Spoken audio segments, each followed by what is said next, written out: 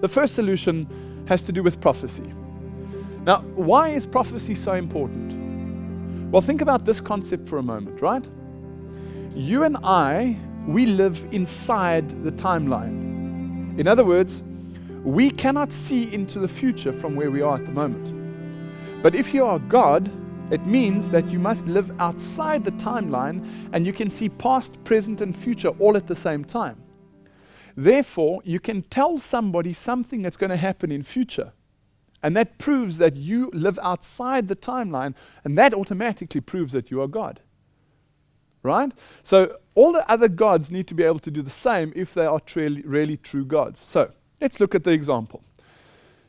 David, who was writing Psalms approximately 1,000 years before Christ was born, Psalm 22 verse 1, said the following: my God, why hast thou forsaken me?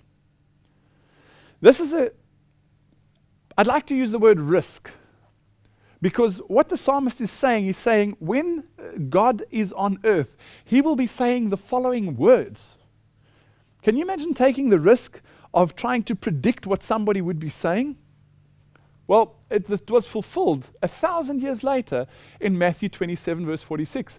It says there, my God, why hast thou forsaken me? 1,000 years later, the fulfillment of those exact words. Let's look at another prophecy in Psalm 34 verse 20. He keepeth all his bones, not one of them is broken. Written 1,000 years approximately before Christ, fulfilled in John 19:33. It says in John 19:33, but when they came to Jesus and saw that he was dead already, they brake not his legs. When people were crucified, they were crucified on the Friday afternoon, with Saturday being the Sabbath, from Friday evening to Saturday evening being the Sabbath. They had to crucify the people before the Sabbath, and they weren't allowed to work with these people on the Sabbath, because the Sabbath was a day of rest. So if the person was alive on the cross as they entered the Sabbath, he might have had 24 hours in which he could wiggle himself off the cross. So if you were alive at the start of the Sabbath, somebody would come around with a big club and would break the kneecaps of the people that had been crucified, that way causing them to suffocate as they hung on the cross, their lungs being crushed together.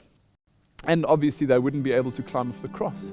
So this was predicted 1,000 years before Jesus was crucified. And at his crucifixion, when they came to him, when they came to Jesus, according to John 19:33, and saw that he was dead already, they broke not his legs. Isn't that amazing?